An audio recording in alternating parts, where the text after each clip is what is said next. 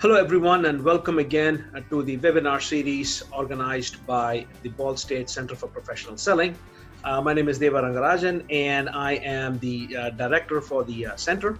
And as usual, we have a very interesting guest lined up for today, but from across the pond. Today I have one of my old friends from my time in Belgium. I have Tim Nagels. Welcome, Tim. Thank you. Who actually is very, very passionate about the role of how technologies can lead to better B2B customer engagement. He works for a little known company called Microsoft, where he is the product lead for Dynamics 365, which is again looking at customer engagement. So Tim, thank you and welcome to the show, if you may. Thanks for having me, Deva. Yeah. So Tim, I know that our time together goes back quite some time when you actually supported the initiatives that we ran at the center before in Belgium. But tell me a little bit more about what is this concept of customer engagement, especially in a B2B context? I think customer engagement and customer experience in general is increasingly important in B2B, right? As it is in B2C. There's a lot of external research that, well, I guess you also read that customer experience or customer engagement is the competitive differentiator compared to price like years ago. And I think it has to do with a lot of, it has a lot of reasons. One of the reasons, of course, is when you look at, for example, a sales or a buying cycle, it is increasingly important also for buyers to get educated, to get more insights from sellers, for example, on what the added, not only what the added value is of buying something, but especially the experience that the customer in its turn is going to have from that product or that service. I think also in a sales context, a buyer is so much informed already before getting in contact with a seller, for example, that he demands that experience, right? He demands that he is being served with added value. And for that, I think I work with a lot of B2B companies. Those B2B companies finally understand that it's not about price and selling too, but really advising customers and creating that experience for the customer, not only in the selling mode, but especially also when serving these customers. I see in general not really a difference between B2B or B2C, because it's in essence, it's about human to human, right? It's still, although there's a lot of technology, it's still humans doing business and expecting a certain experience. That's very interesting, because I remember when I used to be doing and teaching concept of customer experience, but this was mostly looking at companies that were serving the direct consumer, the customer, right? Not necessarily from a B2B perspective. And now you see a call for the concept as, hey, listen, this concept of experience is not just restricted to consumers or customers, but also people who work. And I like what you said about the human part of it. And I think it's the human part of it that makes experience relevant, especially even in a B2B context, because if it's machine to machine, you don't necessarily need to have that experience component as well, right? So my question to you actually is that to what extent is the fact that technology is taking over a lot of things, right? We're still not there. Where is it even going to be mattering in a couple of years, or maybe not a couple of years, but 5-6 years, that if technology is buying from technology, is the experience even going to be relevant then?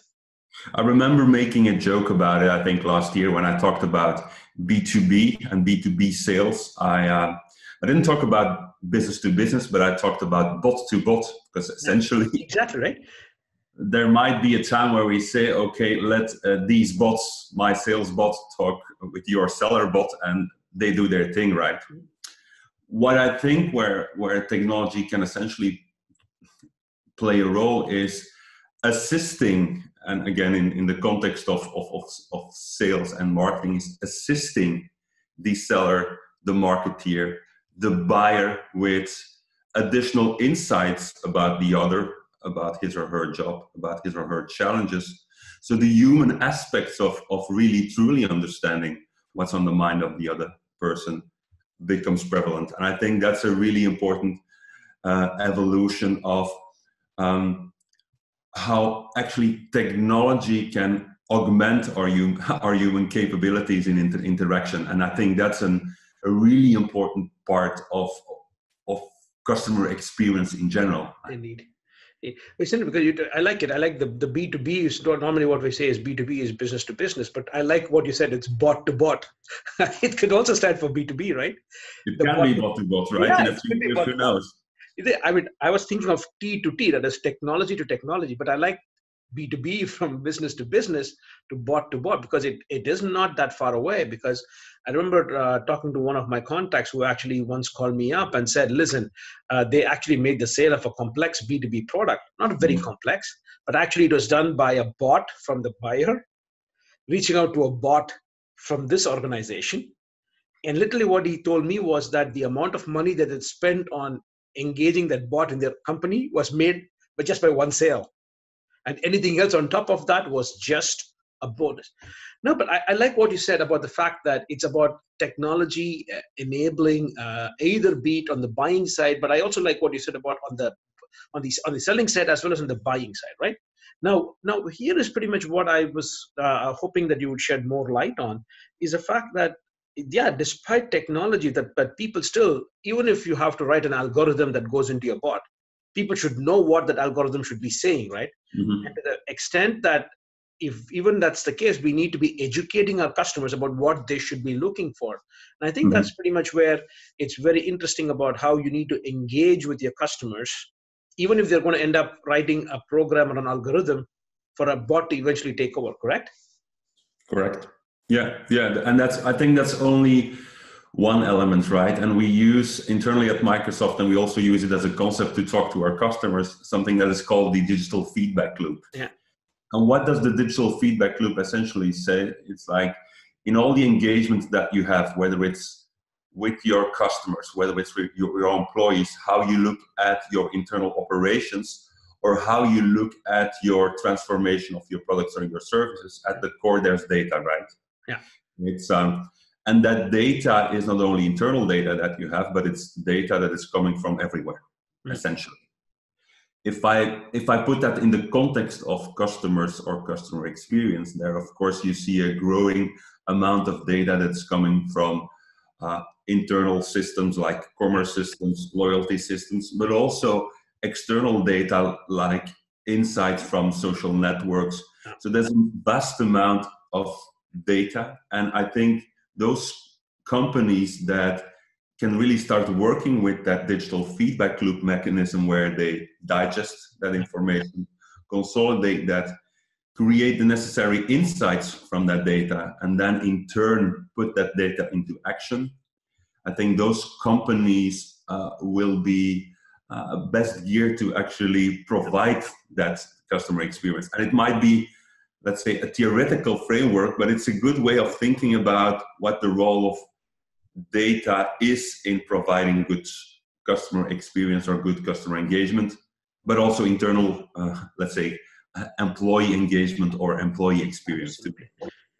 I mean, I could not agree with you more. It's just nice to hear the fact is that you talk about it as being theoretical, but I think it's already happening, right? In some industries which are far ahead.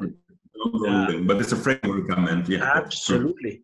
Because we were recently talking to an airline company out of Africa, and essentially they were talking about how they said the data that they have from their transactions, direct transactions with their customers, talking about feedback, was around 20 to 30%.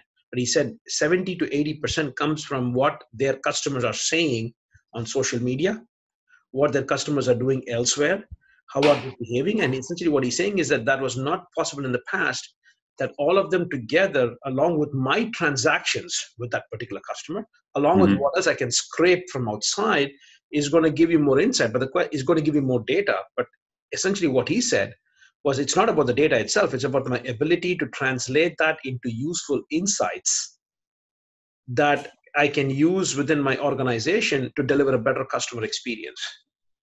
Absolutely. And I think we should not limit it only to the data that is coming from customers. And I like your example. We have a customer that is called Rolls-Royce. You might know Rolls-Royce. They make engines also for big airplanes, essentially. And they worked with us essentially to change their business model a little bit. So what they've done, they've put sensors on these big engines.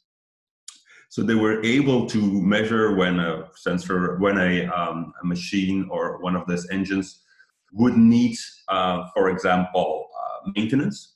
So they could do some sort of preventive maintenance. But at the same time, of course, they got so much data from that they were able to change their business model in a way that they're not, let's say, selling those engines anymore, but they could, based on the data, could change their business model into some sort of subscription model for flying hours, paid by flying hours. And of course, if you think about that, if you're able to change your business model, but also your operations, essentially having the right technicians at the right point in time, you're essentially also making changes in your customer experience, right? Because Absolutely. For the customer, that is an added value. The customer doesn't need to invest any more, so capital expenditure in that engine that costs millions. And that is also an impactful on the end-to-end experience. So when I think about customer experience, it's essentially in those different areas that I think, how can customer experience serve the optimization of internal operations? How can it impact how employees are also served? Absolutely. But at the end, how can companies also transform their products or their services that they're providing to those customers? And that is that feedback loop, that virtuous cycle that I wanted to point out. Indeed. And I think this is wonderful, because I think what you said, the example of Rolls-Royce, and because the company that I was talking to was an airline company, where for them, the data that he was talking about is directly from customers. 20% was just when the customer buys a ticket, interacts with them at the airport or the lounges and everything else.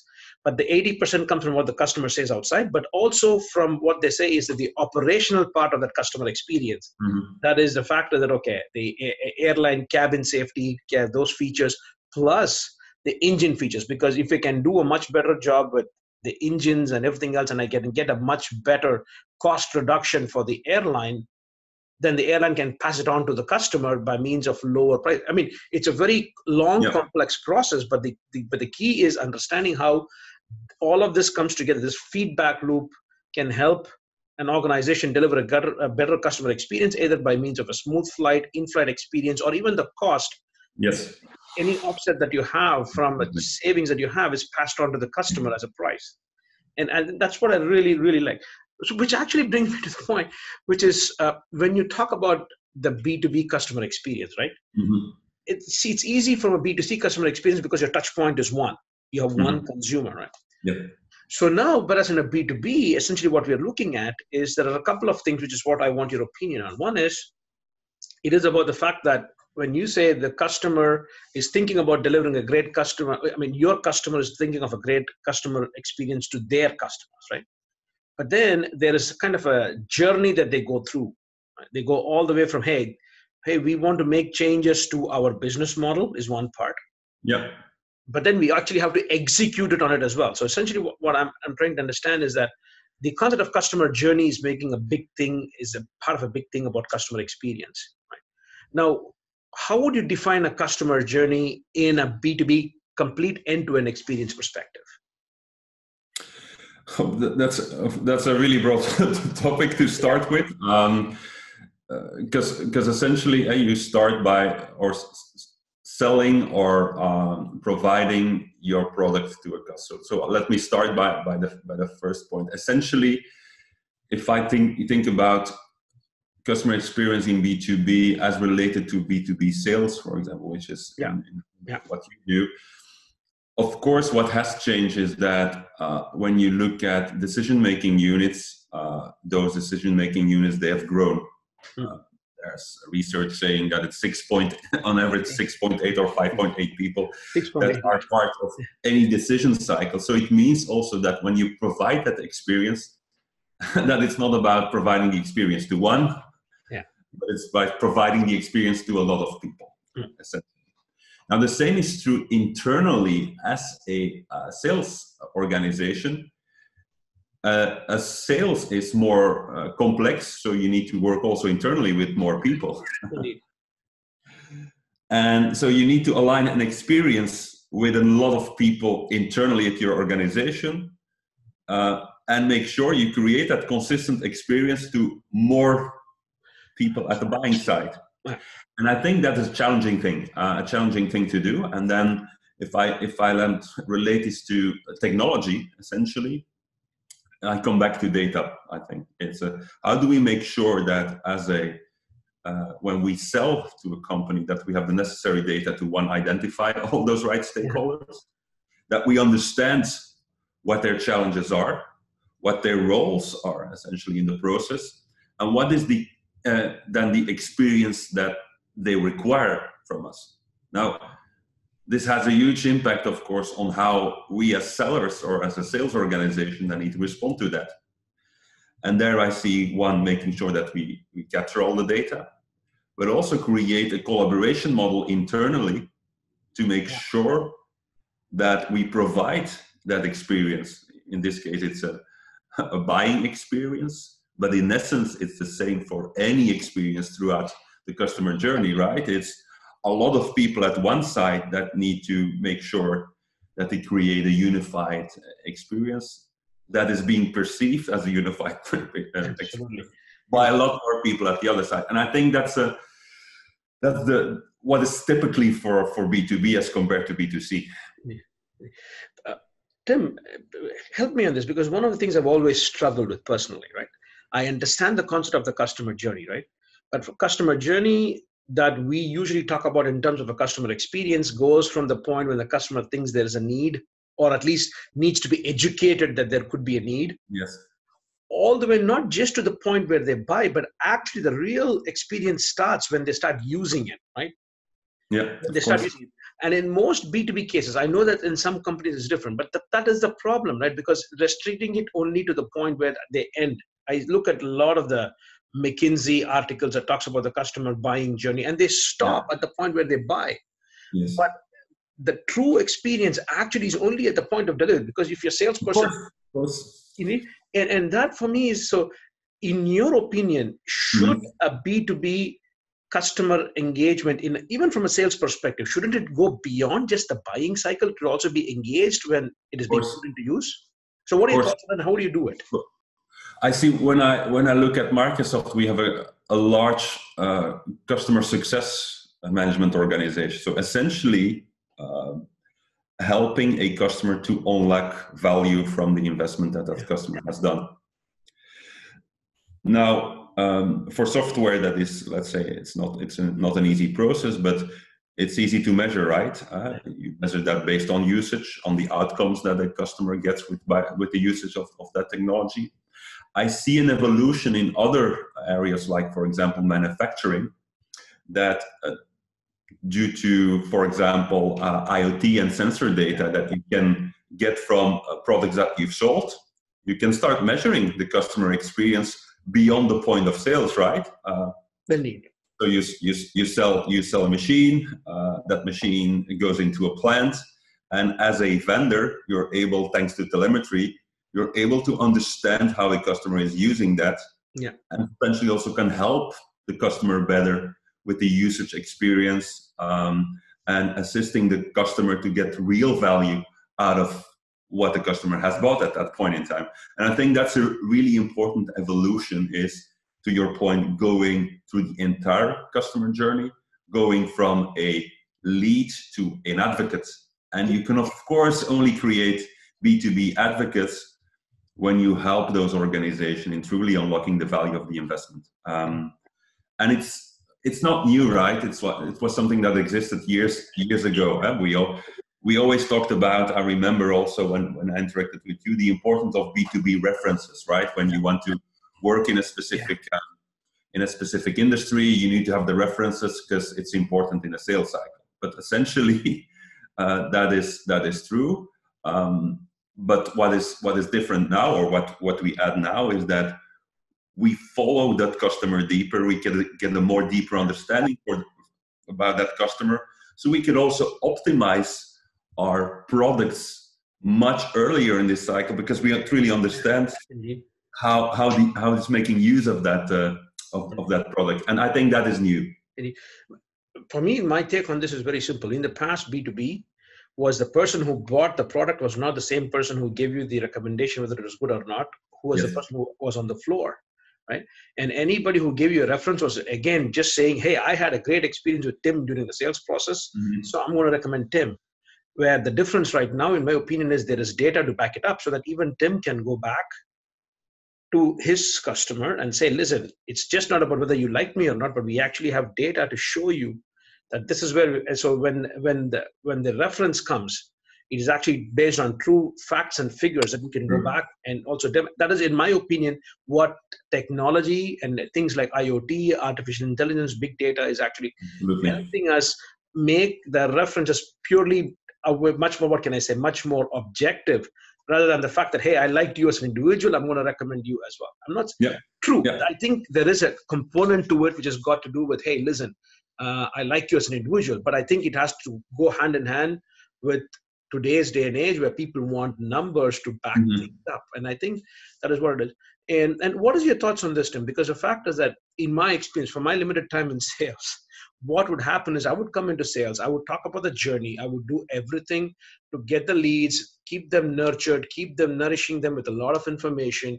I would get the deal, and even though my intention is to take care of them, I'm going to have my boss sit on my head, say, hey, go talk to other customers, right? So essentially, all the things that we're discussing in terms of customer experience happens beyond the scope of what a salesperson is doing. So to what extent is the fact that Microsoft for the longest time has invested in things like Teams and stuff like that, to what extent, or Yammer, before Teams you had Yammer, Teams, and the idea I like is, do you think that that becomes even more critical now? Because what's going to happen is I may lose touch with what's happening. You mentioned the term customer success, right? So usually that's an add-on to what you have as a sales role, correct? Well, it's a different organization, but an additional role, yes, essentially. Because admittedly, we know that the purpose is, it's still the same customer who has a salesperson and a customer success. But unfortunately, if the reporting lines are different, that becomes a standalone silo. And even though you would like to be engaged, that's what I say. I've learned a lot from Madonna, who says the road to hell is paved with good intentions. Right? And the idea is that, to what extent do you think things like Teams by Microsoft or Slack, whatever the tool is a better way of keeping your salespeople knowledgeable about what is happening post-sale? Do you think that is something that you see more and more organizations to really make sure that the end-to-end customer experience is also visible to the salespeople, that they have to work with things like these?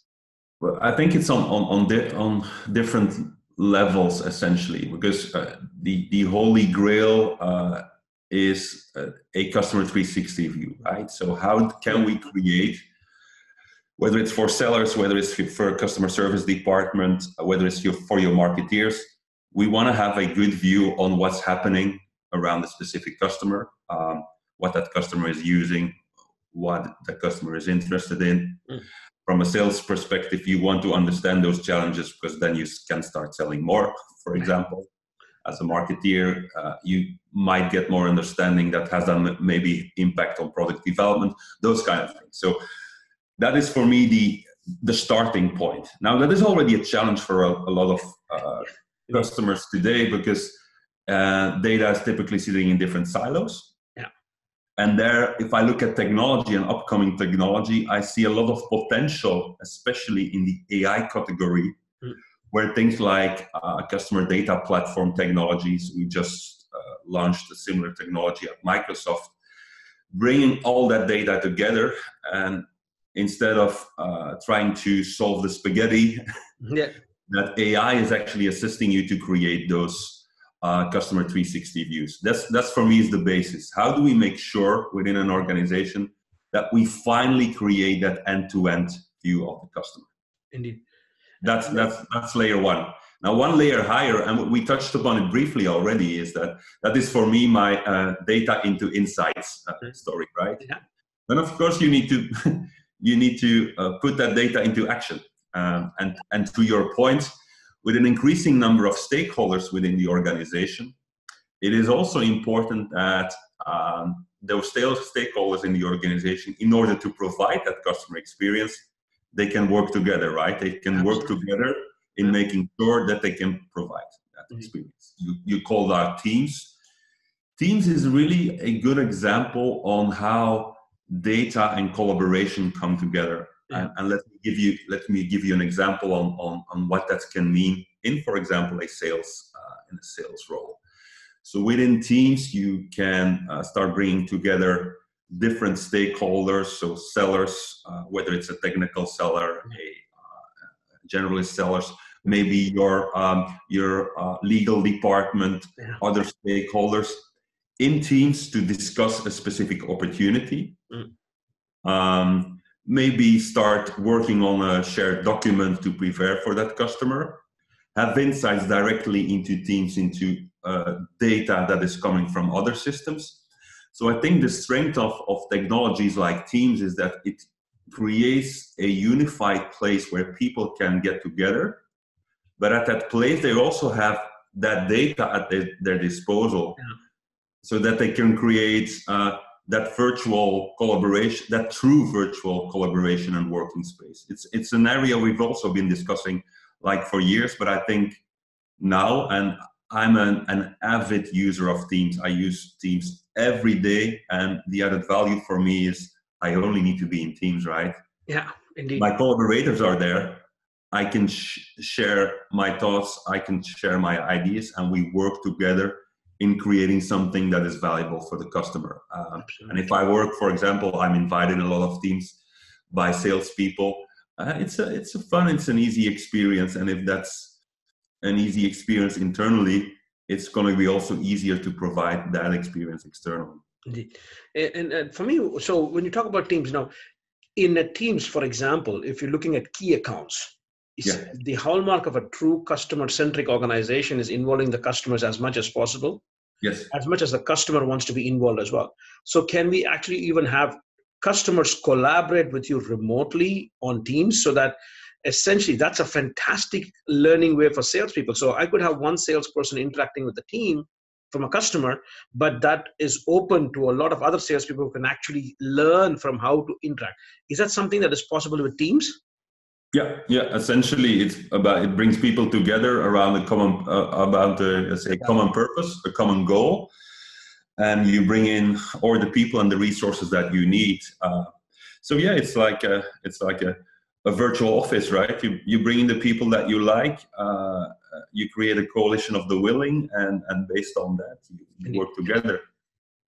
So now, let me take a step back, and then pretty much let's go back to the element of Microsoft itself. So we talk of the B2B customer experience, right? So within Microsoft, when you take a look at your customers, do you have something like these are the building blocks of a good customer experience?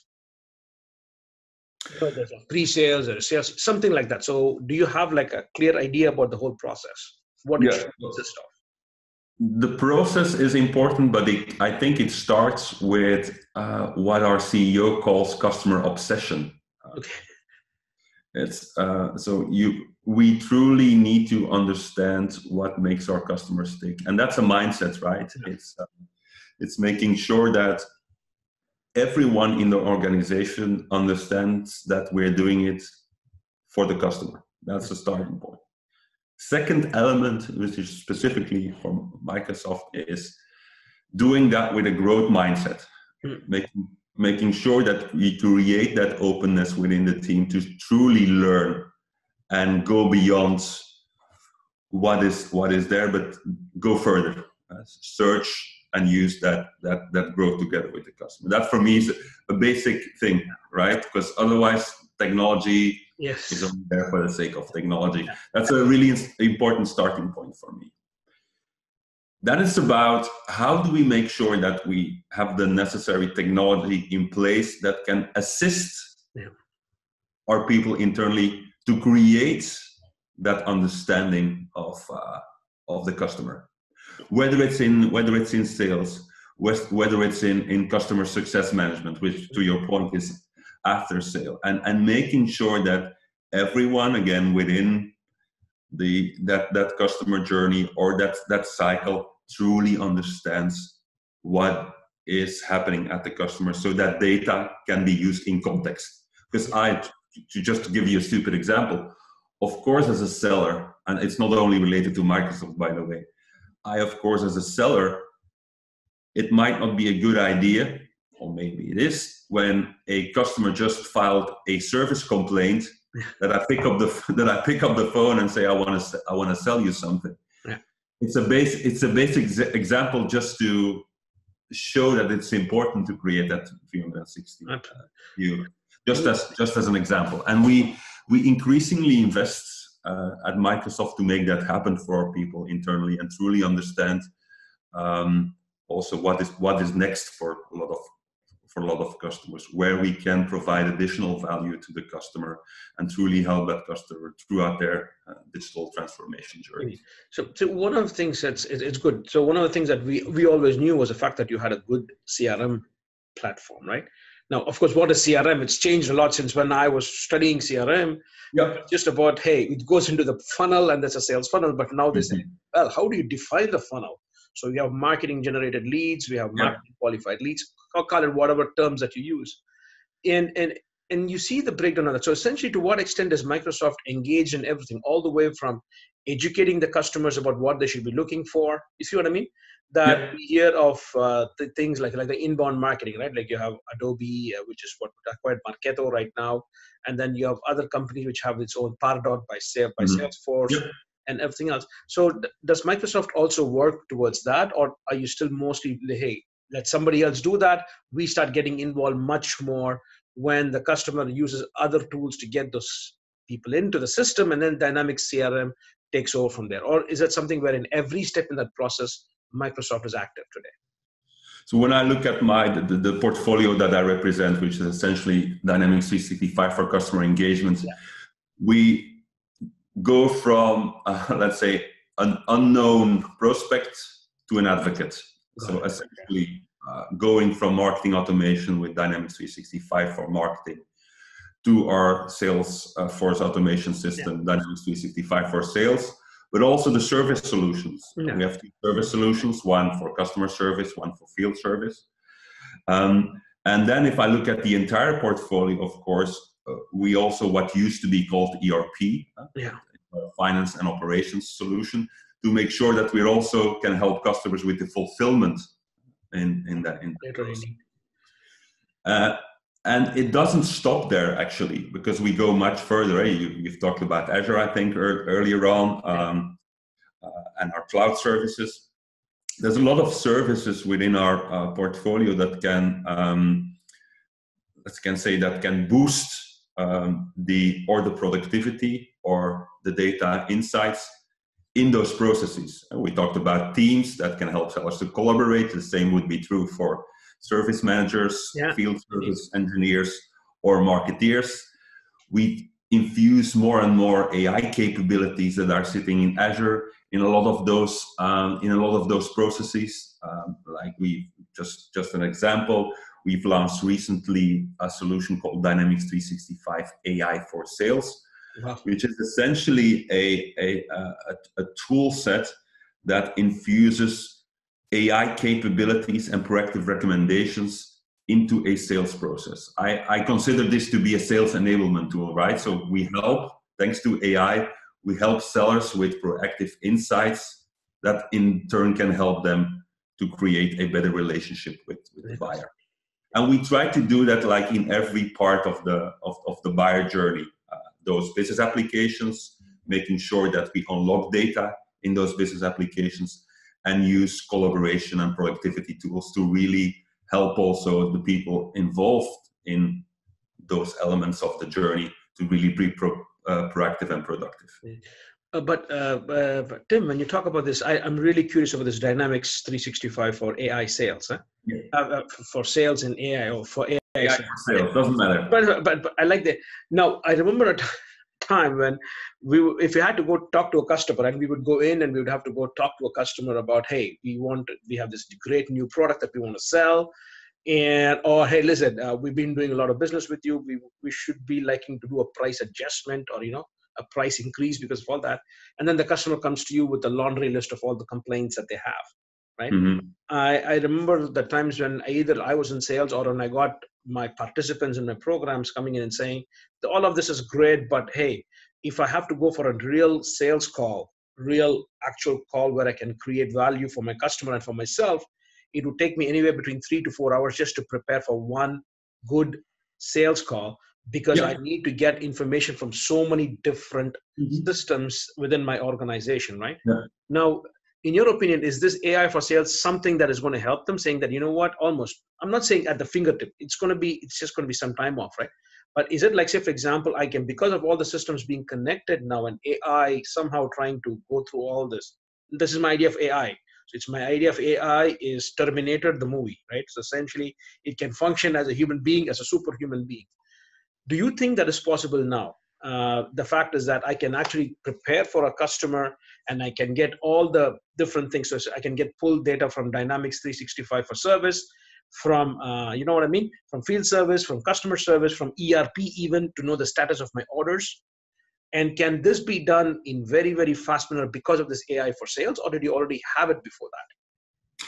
Yeah, it's not. I think it plays on different levels, and it's not related specifically to AI for sales. But I talked earlier on about how AI can support the creation of a customer 360 view, right? I think that's the first step. As a seller, how can I get those basic insights? I think that's already a good starting point. What AI then can do in the next phase, and there some of the functionalities in AI for sales help there, is proactively make some recommendations to the seller on what that seller should be doing or can do, let's say. And it's by combining maybe also external data. To give you an example, that LinkedIn is also part of the Microsoft family.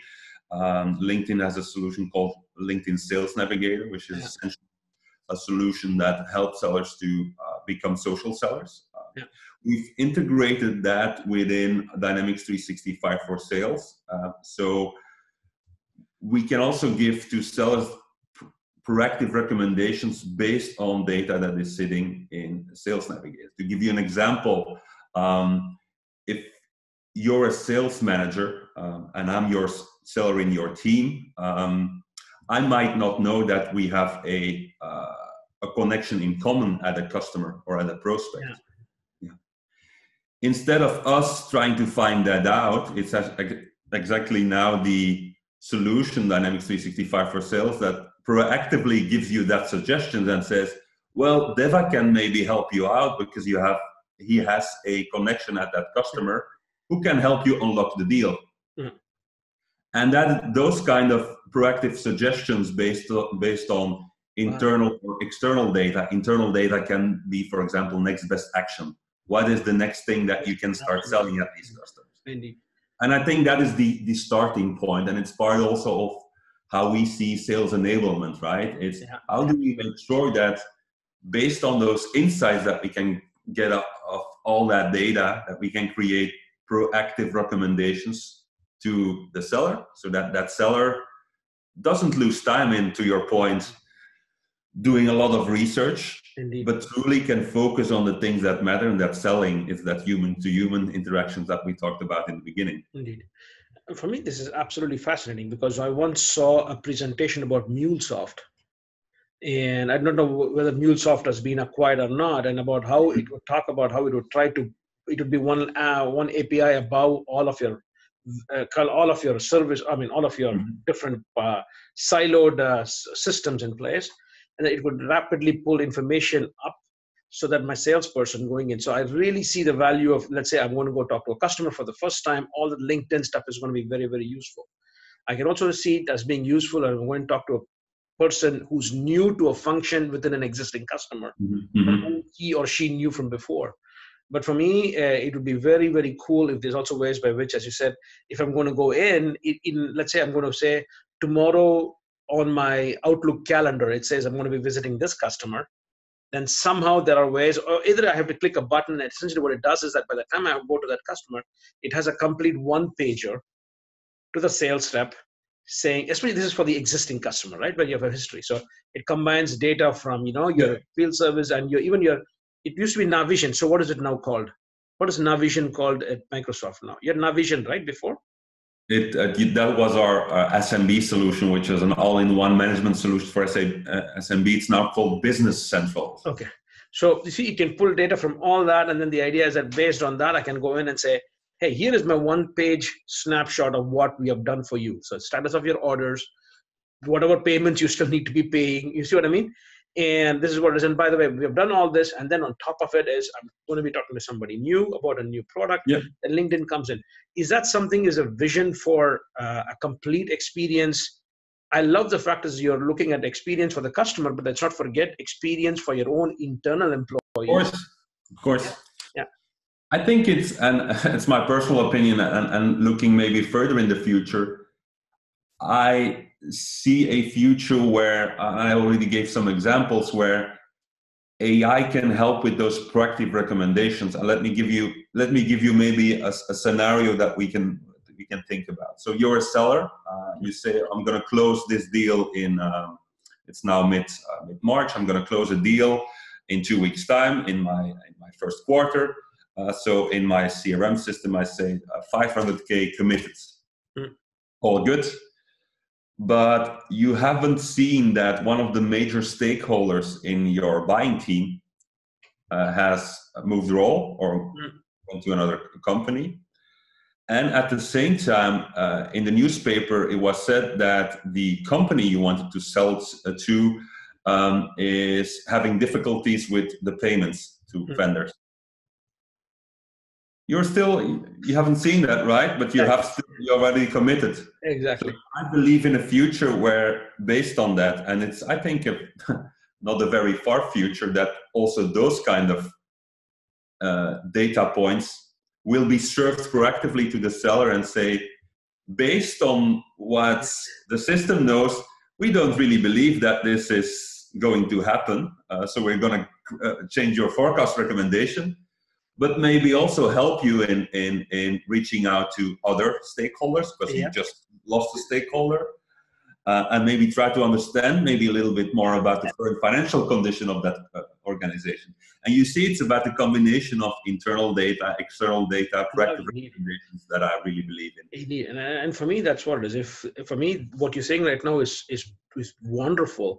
And for me, the biggest thing, I'm too operational in that. The fact that when I was in sales, it was just a pain to get all that information under one page about what we're doing now. So what you're saying is great, that you combine that with this. I'm sure it's happening. It's going to happen too, right? That, let's say, for example, I think about one, which is, I heard it from one of my students, detective.io. So essentially, if I'm a salesperson, I go in and I'm going to talk to Tim, and I have detective.io, I go put it in. And then what happens is, apparently that's what they claim, is I get a one-pager about what Tim has been saying on LinkedIn and everything else. A one-pager. Mm-hmm. Now, essentially what you're saying, it's the kind of external information, but personal information about the person that you're going to talk to. Hence the term, it's creepy, but the idea is that is also one way by which you can help the salesperson. Mm-hmm. For me, truly from the operational perspective, is too many times I've heard about things being hammered where I just have to spend way too much time picking up internal stuff that we already have. Yeah. And for me, if you can bring those two things together, because that is my vision for what I want to be doing going forward. But a lot of the business is still current business that we need to make sure that we go make it happen and smoothly.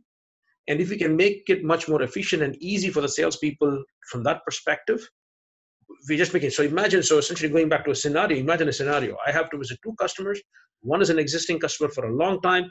I have to go talk to them about payments that they have not paid recently, and I need to go pick it up. But then I came back from another customer meeting before. I don't have time to prep for 4 hours to see what is happening. And so essentially I go in and my Outlook says tomorrow I have a meeting with this. And for some reason in the background, magic happens. Yeah, magic happens. And essentially, I get a one-page snapshot of all the order spending, all the service issues that you had, all the things that you had without the salesperson having to go in. Or at the minimum, the salesperson goes and clicks it, and within 15 minutes, again, it puts things together. Because assuming that you have, okay, the process has to be in place, right? So if you have a customer here, they need to have a customer number that should be linked to your ERP system, to your ERP system, or Dynamics, whatever you have, this kind of things. And if that happens, you should be able to get that. And you combine that with, hey, I'm going to talk to the customer who's not paid you very well, but it so happens that the person I was talking to was gone, but there's a new person coming up. So that's the combinations that we have is enormous. But this is where I see going forward, it'll be really good. True sales enablement is going to happen, in my opinion, at that point in time. But I don't think it's that far off. But that was the bane of my existence before. No, absolutely. And I think you nailed it. And my summary is always, indeed, how can you consolidate all that data? And I think AI is now helping that. But especially the proactive insights, that for me is the next step. Because data, it's not just about dashboarding and reports anymore. It's about how can we unlock true value out of that data.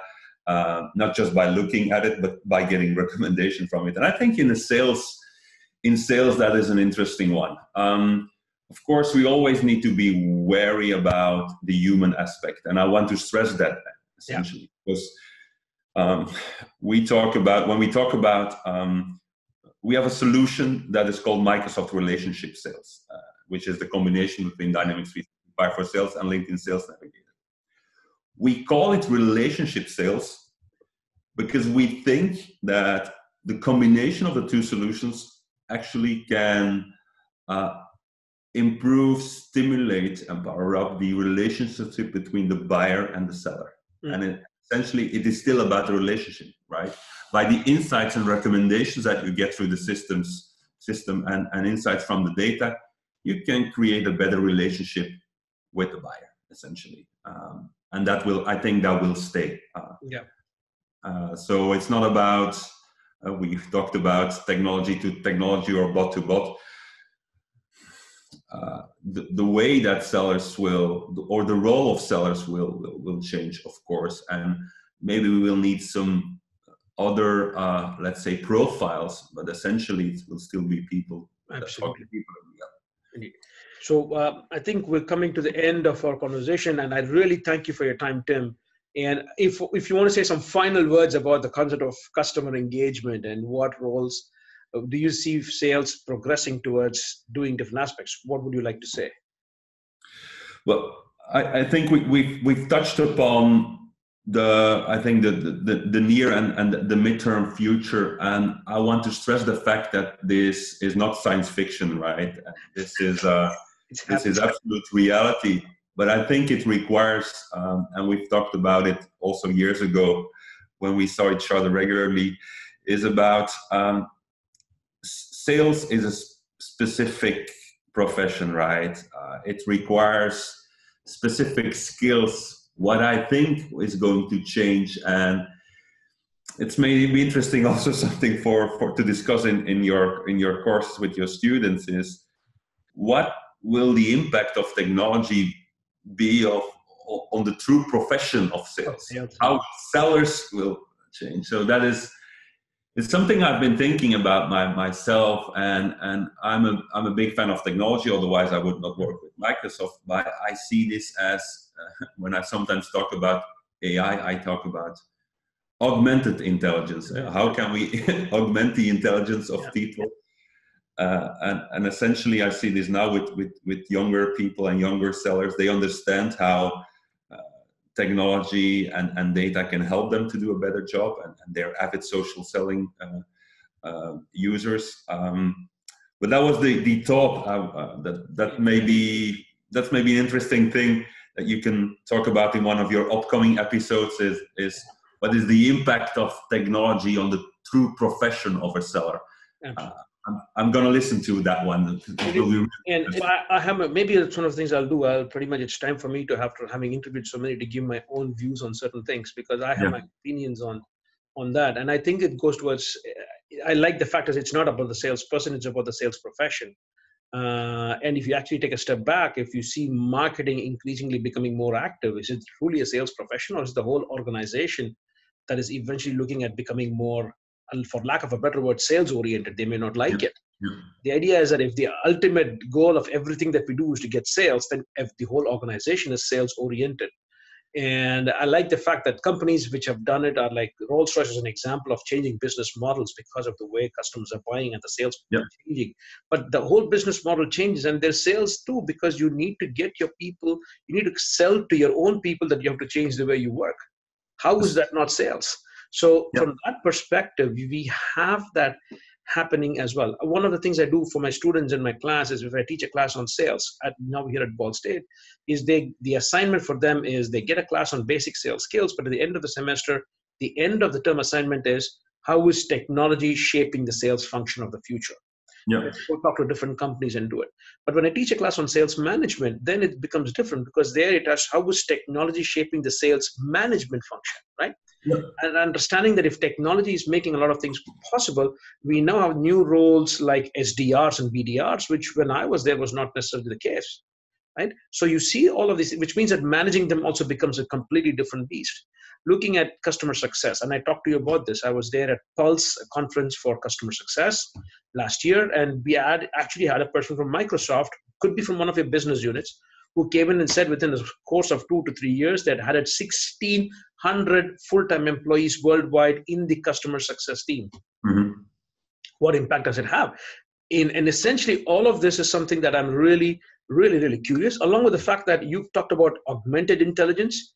Yesterday, we had a company, a startup out of Indianapolis called Amplify, which is actually looking at how to better measure the engagement of your employees, right? And she talked about it as action intelligence. Okay, interesting. So augmented, but depending upon which business you're in, AI becomes different things. So artificial now takes on its own life of its own, apart from the terrible movie from Steven Spielberg, which now we say, wait. But then for me, Terminator is always the AI's peak, right? So essentially, but for me, that is something that going forward we'll do. And maybe it's time for me to actually think about putting all my thoughts into one and sharing some ideas and actually have people give feedback. So absolutely. Indeed. And I think I love how we were back at the beginning, right? When we started with customer experience, we ended with sales and sales management, because essentially, to your point, selling is also part of the experience. Absolutely. And I think that is a really important message. And I think every department needs to understand that they have a role to play in creating that customer experience. And especially in B2B, the salesperson is one of the key roles within the organization that have a really big impact on the customer experience. Yeah, absolutely. And maybe we can reverse roles. You can be my interviewer, and I can give you my thoughts on what it is. We can do one of those things as well going forward. Tim, thanks so much for your time. I really appreciate it as well. And for the audience, again, thank you for tuning in. My next speaker is going to be on the very topic that Tim was talking about. It is going to be the CEO of a startup out of Indianapolis called Bolstra. They are a customer success platform, and we're going to have somebody from Bolstra come and talk us through about the concept of customer success and how it is vital to deliver a great customer experience and engage with the customer as well. Thank you very much, Tim, for your time. Thank you, Deva. Talk to you.